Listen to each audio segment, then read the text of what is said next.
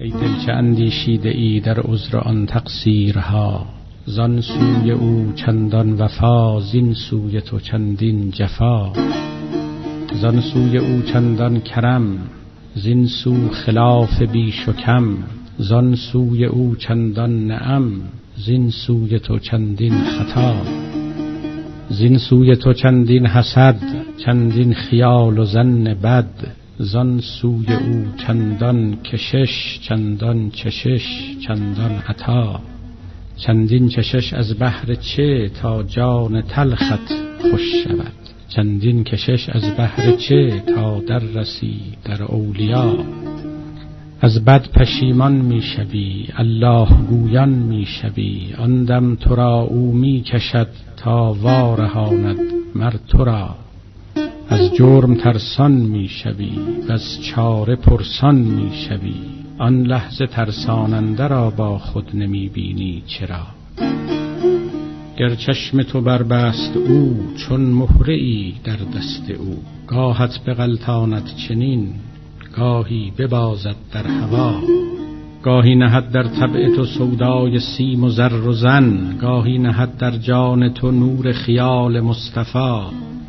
این سو کشان سوی خوشان، وان سو کشان با ناخوشان. یا بگذرد یا بشکند کشتی در این گردابها.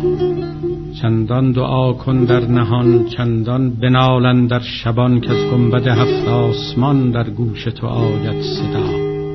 بانگ شعیب و ناله اش، وان اشک همچون ژاله اش. چون شد ز حد از آسمان آمد سحرگاهش ندا. گر مجرمی بخشیدمت وز جرم آمرزیدمت. فردوس خواهی دادمت، خامش رها کن این دعا. گفتا نه این خواهم نه آن، دیدار حق خواهم عیان. گر هفت بحر آتش شود من در روم بحر لقا. گر رانده آن منظرم بسته است از او چشم ترم. من در جحیم اولیترم، جنت نشاید مرا. جنت مرا بی روی او هم دوزخ است و هم عدو. من سوختم زین رنگ و بو، کو فر انوار بقا. گفتند باری کم گری تا کم نگردد مبصری. که چشم نابینا شود چون بگذرد از حد بکا. گفتر دو چشمم عاقبت خواهند دیدن آن صفت. هر جزو من چشمی شود کی غم خورم من از عما. ور عاقبت این چشم من محروم خواهد ماندن. تا کور گردد آن بصر کو نیست لایق دوست را. در جهان هر آدمی باشد فدای یار خود. یار یکی انبان خون، یار یکی شمس ضیا.